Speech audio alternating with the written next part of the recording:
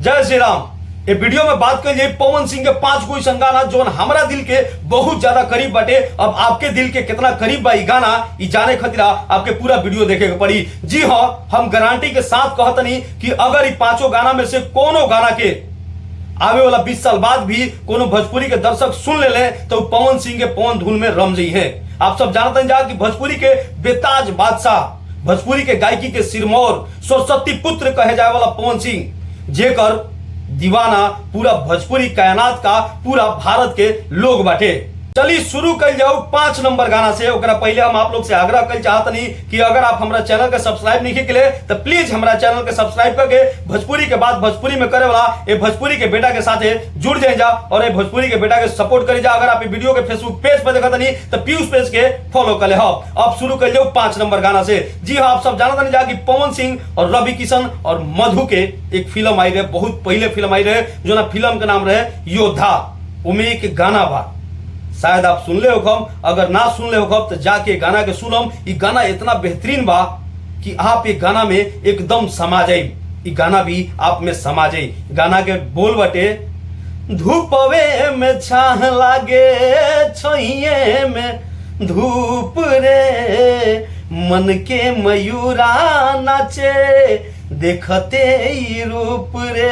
अरे रुकी रुकी, ये गाना के टाइटल बटे लड़ जाला जब नैना सरकार तो कुछ ना निकला के। ये इतना सुंदर गाना बा, ये गाना की इतना सुंदर म्यूजिक बा।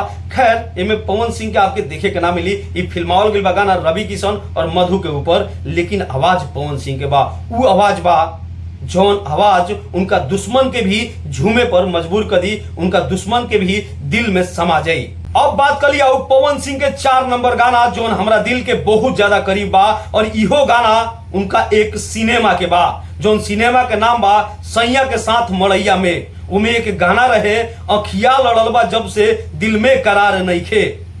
भाई साहब, एक गाना के लिरिक्स में इतना ज्यादा दम बा कि आप जब जब एक गाना के सुनम आपके लागी कि पहला बार सुनतनी। और पवन सिंह के आवाज में इतना ज्यादा गम बा कि आपके ये गाना 50 बार देखे पर मजबूर कर दी। जब भी ये गाना के प्ले कर देब आप तो कम से कम 3-4 बार लगातार सुनम। ये गाना कभी पुराना हो नहीं कर सकत। अगर आप हमारा बात से सहमत हो तो कमेंट बॉक्स में जरूर बताइब और इहो बताइब कि आपके कौन सा गाना सबसे ज्यादा पसंद आवेला। और ये पूरा भोजपुरी दर्शक जानत रहन कि पवन सिंह के हर गाना फेवरेट गाना होला भोजपुरी दर्शक खतिरा।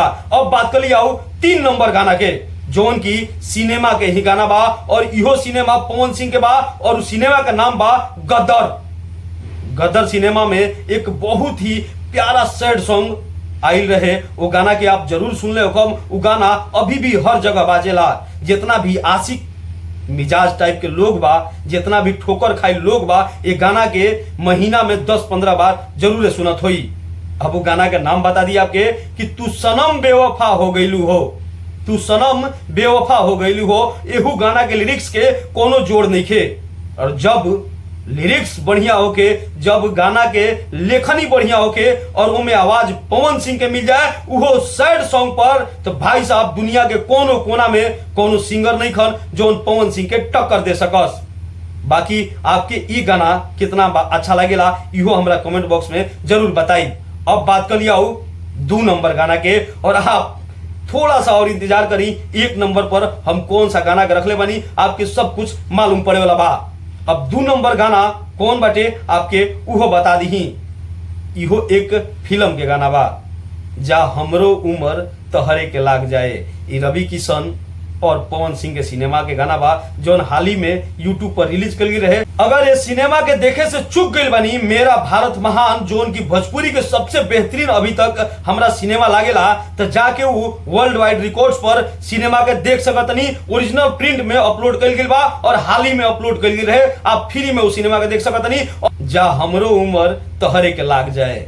भाई साहब, ये गाना जब जब आप सुनम तो आपके इतना ज्यादा सुकून मिली, इतना ज्यादा शांति मिली और इनमें पवन सिंह की आवाज जो आपके रोम रोम में समा जाई। ये गाना हम 2 नंबर पर यही से रख ले बानी। बाकी जो अब 1 नंबर गाना बा वो कौन सा गाना बा आप भी बहुत बेसब्री से इंतजार करत हो कब्जा। आज भी पवन सिंह जब भी जो 1 नंबर पर गाना बा ये गाना के कहीं गुनगुनालन तो एकदम उदास हो जालन। उनका के छोड़ी आप भी जब ये गाना के सुनम तो आप भी एकदम उदास हो जाए, शांत हो जाए, आपके अंदर की भावना जाग जाए। जी हाँ, अब आप लोग से ज्यादा इंतजार ना करवाई और बता देते नहीं कि एक नंबर के गाना सनेहिया लगावल बहुत बात नहीं खे, नजरिया चुरावल बहुत बात होला। ये बहुत ज्यादा पुराना गाना है पवन सिंह के। आप सब जानत नहीं जा कि गाना आज तक ना पता चले दिलस, इतना डिजिटल दुनिया में इतना ज्यादा कंटेंट अइला के बावजूद भी कि गाना पुराना बाटे। ये गाना कि आगे अभी तक हमारा कोनो गाना अच्छे ना लागल, चाहे खुद पवन सिंह के गाना काहे ना होखे। ये गाना में इतना ज्यादा दर्द बा कि आपके अंदर के भावना के झकझोर के रख दी। ये गाना में कुछ ऐसा लाइन बा जो लाइन आपके हमेशा जुबान पे रहत हुई, आप हमेशा गुनगुनात होखम। जब भी आप थोड़ा सा उदास होत होखम तो ये गाना के लाइन आपके दिमाग में तुरंत आवत हुई।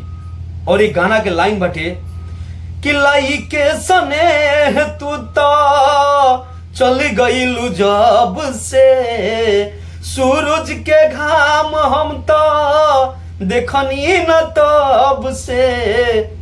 हम उतना बढ़िया तो ना गा पैनी हाँ, लेकिन जब ये लाइन आप पवन सिंह का आवाज में सुनत हो खब तो आपके अंदर से एकदम करेजा और कौन अप डाउन करे लागत हुई। इतना ज्यादा दर्द लागेला ये लाइन में कि एकदम अंदर से सिहर जाला मिजाज। आप लोग के पांचों गाना कैसा लागल बा और कौन गाना आपके हिसाब से कहाँ रहल चाहत रहे, या फिर हमरा से कोनो ऐसा गाना छूट गइल बा जो आपके बहुत ज्यादा पसंद बा, तो हमरा कमेंट बॉक्स में जरूर बताइब जा। और हमारा चैनल के सब्सक्राइब कर बिल्कुल मत भूलत जा। आज एक गाना आइल बा झगड़ा 2.0, आप सुननी हा कमेंट बॉक्स में जरूर बताइब। अगर ना सुननी हा तब वो कमेंट बॉक्स में जरूर बताइब।